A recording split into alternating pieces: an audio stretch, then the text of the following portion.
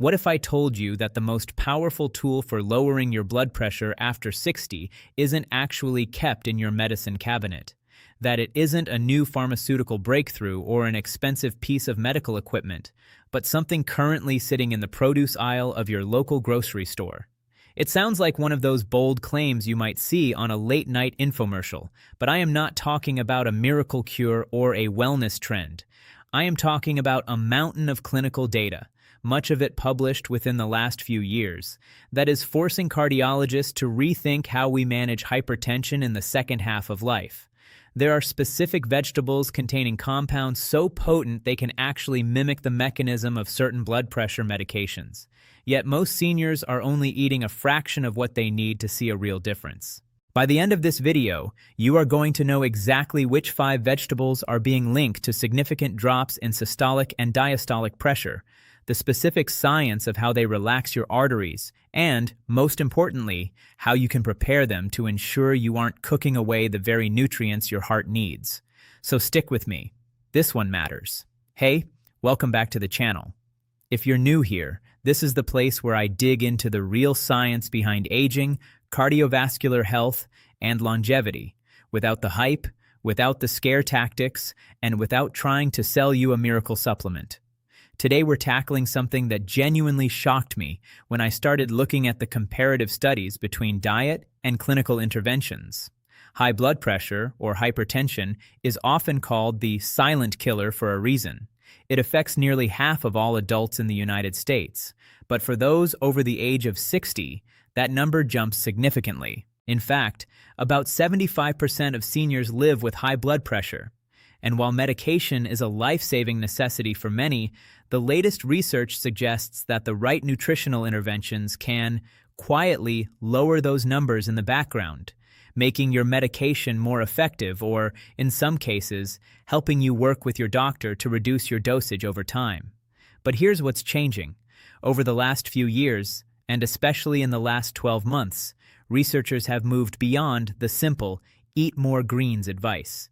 They have identified specific biochemical pathways where vegetable-based nitrates, antioxidants, and minerals interact with the lining of your blood vessels. We are talking about a process called vasodilation, the physical widening of your arteries, and it turns out certain vegetables are significantly better at triggering this than others. Let me walk you through it. First, I need to explain something that honestly still blows my mind every time I think about it. Your blood vessels are not just passive pipes like the plumbing in your house. They are dynamic, living organs. The inner lining of your blood vessels is called the endothelium, and it is responsible for producing a gas called nitric oxide. Nitric oxide is a signaling molecule that tells the muscles around your arteries to relax. When they relax, the pipe gets wider, and the pressure drops. As we age, our endothelium becomes less efficient at producing this gas. This is a major reason why blood pressure tends to creep up as we get older. However, certain vegetables provide the raw materials, specifically dietary nitrates, that your body can convert into nitric oxide through a secondary pathway, bypassing the aged endothelium and giving your heart an immediate break. Now, let's get to the question you clicked on this video for. What are these 5 vegetables? Which ones are showing up in the clinical trials as the heavy hitters for seniors?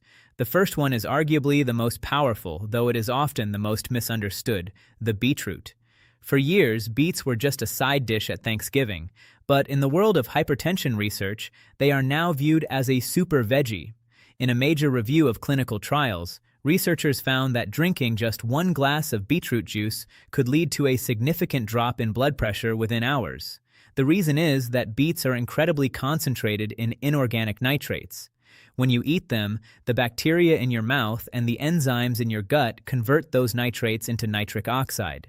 In people over 60 whose natural nitric oxide production has slowed down, this is like giving your cardiovascular system a secondary fuel source. One study even showed that the blood pressure lowering effect of beets was more pronounced in older adults than in younger ones, suggesting that the more your arteries need the help, the more they respond to this specific vegetable.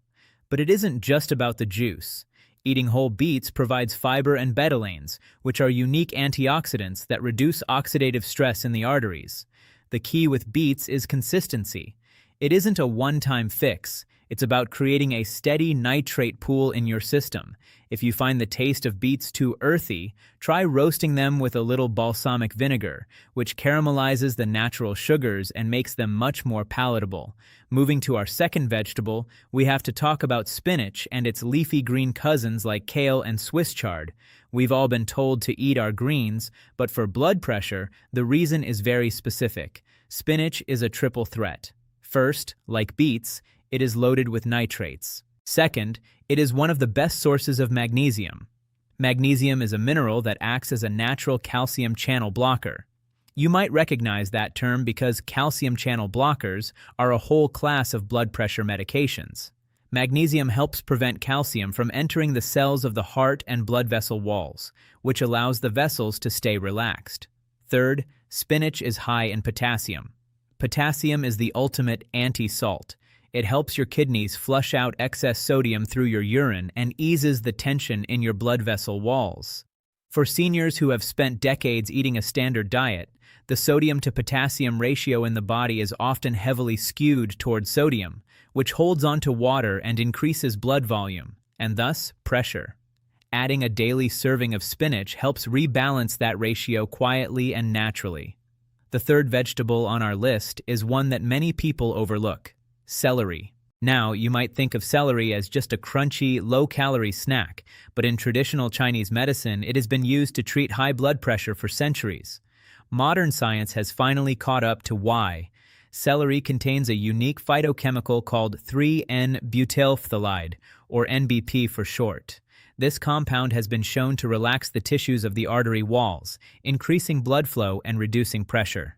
Think of NBP as a gentle relaxant for your vascular system. Furthermore, celery is a natural diuretic.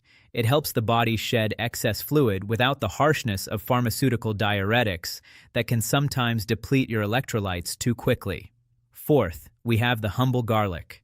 While often used as a seasoning, garlic should really be treated as a medicinal vegetable. The active compound in garlic is called allicin. However, here is the secret that most people miss. Allicin isn't actually present in a whole clove of garlic. It is only created when the garlic is crushed or chopped and exposed to air. Research suggests that garlic's effect on blood pressure is comparable to some standard anti-hypertensive drugs. It works by stimulating the production of hydrogen sulfide and nitric oxide, both of which help the blood vessels dilate. For seniors, garlic also offers the added benefit of helping to improve cholesterol profiles and reducing the stickiness of the blood, which lowers the risk of clots. The trick to getting the most out of garlic is the crush and wait rule. After you mince your garlic, let it sit on the cutting board for 10 minutes before cooking it. This gives the enzymes enough time to fully develop the allicin before the heat of the pan slows the process down. Finally, the fifth vegetable is broccoli. Specifically, its sprouts, but the mature florets are excellent too. Broccoli is rich in a compound called sulforaphane. New research in the field of epigenetics suggests that sulforaphane can actually turn on protective genes that reduce inflammation in the cardiovascular system. Chronic, low-grade inflammation is a major driver of arterial stiffness in